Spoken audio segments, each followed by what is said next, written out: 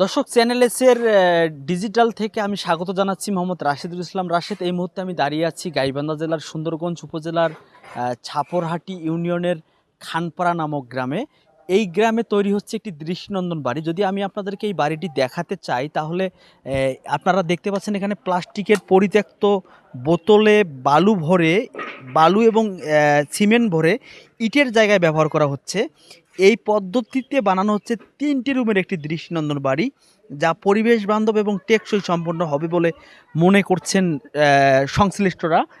আমরা যদি এই বাড়ির মালিকের সঙ্গে একটু কথা বলতে চাই, আমরা এই বাড়ির মালিকের সঙ্গে একটু কথা বলবো। একটু আপনার সঙ্গে কথা বলতে চাচ্ছি।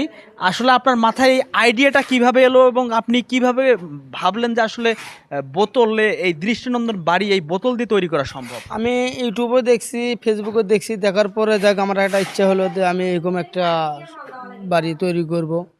যাক আমি তৈরি করছি, আমার ইচ্ছা ছিল, সেই ইচ্ছাটা পূরণ হয়ে গেছে ইনশাল্লাহ। আপনার কতটা কক্ষ বিশিষ্ট বাড়ি করেছেন? জি, কতটা রুম আছে এই বাড়িতে? আমার এখানে 3টা রুম আছে, বাথরুম বোতল দিয়ে বানাইছি, আবার বারান্দা দেবো সেটা বোতলের সব কিছু, মানে এটার এখানে কোনো ইয়ে নেই। দর্শক, আপনারা শুনলেন আসলে এখানে বোতল দিয়ে বাড়ির যে বাহিরের যে দৃষ্টিনন্দন আপনারা যে পরিবেশটা দেখতে পাচ্ছেন এবং ভিতরে যেটা হচ্ছে, ভিতরের পরিবেশটা হচ্ছে এখানে মানে পলেস্তারের কাজ চলতেছে। পলেস্তারের পর এখানে টাইলস দিয়ে সব কিছু হচ্ছে, মেঝেটা হচ্ছে সাজানো হবে। তারপরে হচ্ছে বৈদ্যুতিকের কাজ করানো হবে। মানুষ এখানে আসেন বাড়িটিতে ছবি তোলার জন্য, কেউ আসেন বাড়িটি দেখার জন্য।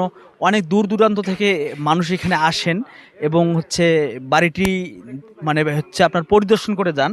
এই প্লাস্টিকের বাড়িটি সম্পর্কে যদি আমরা আরও একটু বেশি করে জানাতে চাই, ইউটিউবে যখন এই বাড়িটি সম্পর্কে জানে উনি, তারপর থেকে তার মাথায় আইডিয়া আসে যে উনি একটা প্লাস্টিকের পরিত্যক্ত বোতল দিয়ে একটা পরিবেশ বান্ধব বাড়ি তৈরি করবেন।